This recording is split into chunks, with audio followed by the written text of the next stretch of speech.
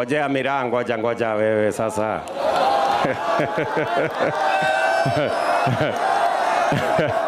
Sasa kuna jamaa hapa amenikaza sana, ananiambia sema miraa kwanza. Sema miraa. Haya, ngojea kidogo. Si nyinyi mnaamini Mungu? Wangapi wanaamini Mwenyezi Mungu hapa, nione kwa mkono. Ni Mungu ametuwezesha, si Mungu? Hii ni uwezo ya binadamu kweli? Si ni uwezo wa Mungu? Na unajua mimi namwamini Mungu. Sasa nitawaombea. Na niombee makao yenu mapya. Mko tayari tuombe? Kila mtu ako na kofia, weka chini kofia, tuombe Mwenyezi Mungu jameni. Tuombe. Our Heavenly Father, we come before you this morning in this ceremony of handover of keys to homes for these great citizens of our republic. Heavenly Father, we want to thank you for giving us the wherewithal, the knowledge to be able to plan this affordable housing program for the benefit of... Sasa, kwani mlinipangia hivyo? Mkasema hii pesa tutachukua na tuhame nayo?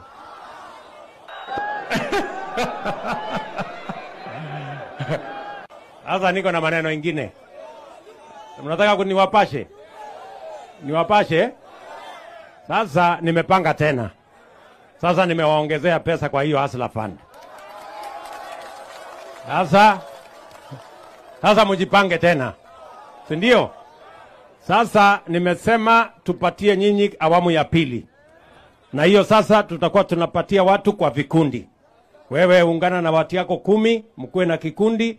Hakuna haja ya kutafuta chief, usitafute mjumbe, usitafute MCA, usitafute anybody. Nyinyi mjipange kwa kikundi yenu pale kwa mtandao. Si mnajua mahali tunakutananga? Si komiti ya Hustler Fund ni wewe na simu yako? Kwani iko komiti nyingine unaenda kutafuta? Si wewe na simu? We listen but we don't judge. Nimepepa pesa milioni 300 ya kulipa wakulima. We listen but we don't judge. Kufika jioni leo, kila mkulima atakuwa amelipwa pesa yake.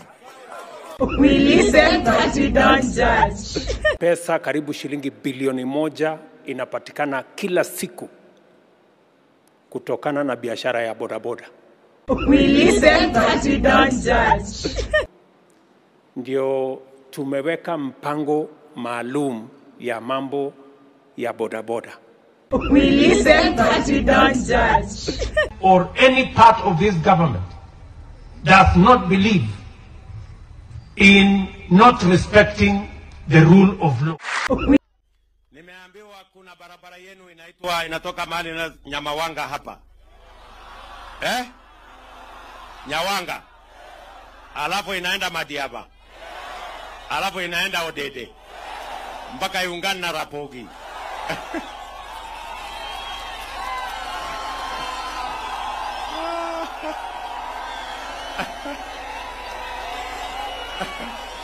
Oh my goodness.